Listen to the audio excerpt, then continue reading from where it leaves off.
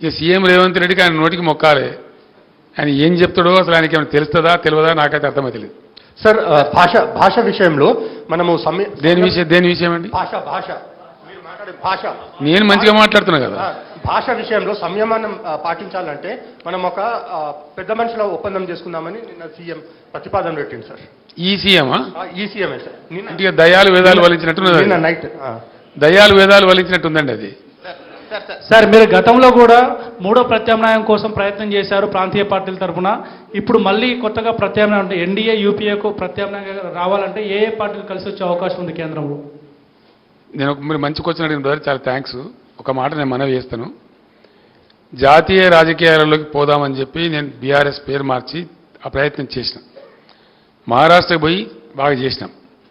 చాలా ఆశ్చర్యం ఏంటంటే నిన్న వాళ్ళు వచ్చి నా దగ్గరికి 2-3 గ్రూపులు వచ్చి బీఆర్ఎస్లో అక్కడ చేరిన వాళ్ళు, సార్ ఇప్పుడు మహారాష్ట్రలో అక్టోబర్లో శాసనసభ ఎన్నికలని మీరు వట్టిగా రాని సార్ నిలబడండి, మేమంతా మీ పేరు చెప్పుకొని గెలుస్తాం, రావాలి, మా దగ్గర మార్పు రావాలి, మీ తెలంగాణలో మీ ప్రభుత్వంలో అమలు చేసిన కార్యక్రమాలు రావాలని మహారాష్ట్ర ప్రజలు బాగా కోరుతున్నారు, మిమ్మల్ని తీసుకురమ్మని అడుగుతున్నారు, మా దగ్గర ఒక భయంకరమైన అనిశ్చితి ఉందని వాళ్ళు వచ్చినారు. నేను తప్పకుండా నా జాతీయ రాజకీయ ప్రస్థానాన్ని కొనసాగిస్తాను, అందులో అనుమానం లేదు. రెండవది, ఈ పార్లమెంట్ ఎన్నికల తర్వాత అందరితోనే ఆలోచించి మీరు అన్నటువంటి ప్రాంతీయ శక్తుల ఐక్యతకు నేను ఎంత చేయగలుగుతానో, నాకెంత సంబంధాలున్నాయో, నాకెంత తెలివితేటలున్నాయో వాటన్నిటిని రంగరించి తప్పకుండా నేను చెప్పిన పరిస్థితి ఉత్పన్నం కావడానికి అన్ని ప్రయత్నాలు చేస్తాను. ఇప్పటికే చాలా మందితో మాట్లాడుతూ ఉన్నాం, లైక్ మైండెడ్స్తోని. వారు ఎవరి పని వాళ్ళు చేసుకుంటూ ఉన్నప్పటికీ మేము కనెక్టెడ్గానే ఉన్నాం. తప్పకుండా అందరం కలిసి ఒక ప్రత్యామ్నాయం రూపొందిస్తాం. ఏదో ఒక జాతీయ పార్టీ మాకు సపోర్ట్ చేయక తప్పని పరిస్థితి ఏర్పడే పరిస్థితులు మాత్రం సృష్టిస్తాం.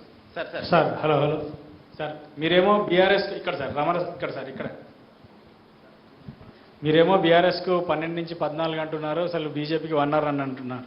కానీ వాళ్ళేమో బీఆర్ఎస్కే 1 లేదా 2 కాంగ్రెస్ మెజారిటీ సీట్లు గెలవబోతున్నాయి, నెక్స్ట్ బీజేపీ ఉంటుందనేది స్వయంగా ముఖ్యమంత్రి నిన్న మీడియా ప్రతినిధులతో అన్నారు.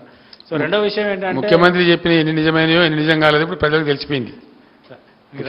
ముఖ్యమంత్రి గారు చెప్పిన విషయాలు నిజాలు ఎన్ని అబద్ధాలు ఎన్ని, మన అసెంబ్లీ ఎలక్షన్లో ఆయన చెప్పిన ఎన్ని జరిగినాయని ప్రజల అనుభవంలోకి వచ్చేసింది ఆల్రెడీ. దాని గురించి నేను కొత్తగా వ్యాఖ్యానం చేయాల్సిన అవసరం లేదు.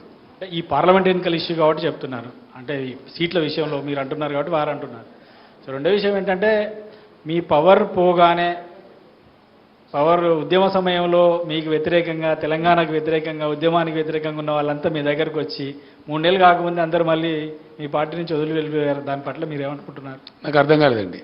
అధికారం కోల్పోయిన వెంటనే మీ చుట్టూ ఉన్న వాళ్ళ గతంలో తెలంగాణ ఉద్యమం సాగినంత కాలం తెలంగాణను వ్యతిరేకించి, కేసీఆర్ను వ్యతిరేకించి, తెలంగాణ ఏర్పాటుని వ్యతిరేకించిన వాళ్ళు తెలంగాణ ఏర్పాటు కాగానే మీ చుట్టూ వచ్చి చేరారు. సో మళ్ళీ మీ అధికారం పోగానే మళ్ళీ వెళ్ళిపోయారు. వాళ్ళ గురించి ఏంటి మీ కామెంట్? ఇప్పుడు ఏమైపోయిందంటే భారత రాజకీయాలలో మరి ముఖ్యంగా నరేంద్ర మోడీ ప్రధానమంత్రి అయిన తర్వాత చాలా దుర్మార్గాలు జరుగుతున్నాయండి. ఏమైందంటే సన్ఫ్లవర్ గ్యాంగ్ ఎక్కువ తయారైపోయింది. ఆ సన్ఫ్లవర్ ఏంటంటే పొద్దు తిరిగితే తిరుగుతుంది. ఈ పవర్ ఫ్లవర్స్ ఇవన్నీ ఇప్పుడు కాంగ్రెస్లో పోయిన వాళ్ళందరూ కాంగ్రెస్ని గెలిపిస్తారా అండి? గెలిపించడానికి పోతున్నారా? ఎందుకు పోతున్నారు? వాళ్ళు వాళ్ళ స్వార్థం కోసం, వాళ్ళ పనుల కోసం, వాళ్ళ పైరవీల కోసం, వాళ్ళ స్వలాభం కోసం పోతున్నారు. మీరు చెప్పిన దాంతో నేను అన్నిటితో ఏకీభవిస్తున్నాను, ఒక పాయింట్ ఏకీభవిస్తలేను. అందరు పోయిన మీరు అందరూ పోలేదు. బీఆర్ఎస్ ఒక మహాసముద్రం, 60 లక్షల సభ్యత్వం ఉన్నటువంటి పార్టీ. ఎవరైనా ఎలిమినేట్ చేస్తాం పలానా దాన్ని అనుకుంటే తప్పదే, ఆ గర్వం పనికిరాదు. ఇప్పుడు మేము మొన్నటిదాకా 10 ఏళ్ళ అధికారంలో కాంగ్రెస్ అవుట్ ఆఫ్ పవర్ ఉంది. కాంగ్రెస్ ఎలిమినేట్ అయిందా? డెసిమేట్ అయిందా? కాదు కదా. చంద్రబాబు నాయుడు గారు ఒక టైంలో 2004 to 2014 ఆయన పవర్లో లేరు, అంతమంది టీడీపీ డెసిమేట్ అయిందా? అది భ్రమ. ఒక సంస్థను, ఒక శాశ్వతంగా ఉండే సంస్థను, ఒక బలోపేతంగా విస్తరించినటువంటి సంస్థను డెసిమేట్ చేస్తాం, ఎలిమినేట్ చేస్తామంటే అది అహంకారం తప్ప మరొకటి కాదు. అది ఇంపాసిబుల్. అందులో బీఆర్ఎస్ను డెసిమేట్ చేయడం అనేది 1 లక్ష రేవంత్ రెడ్డిలు, 1 కోటి ఇంకో వచ్చినా ఏం ఎంటగా మనం కూడా ఫరక పడదండి.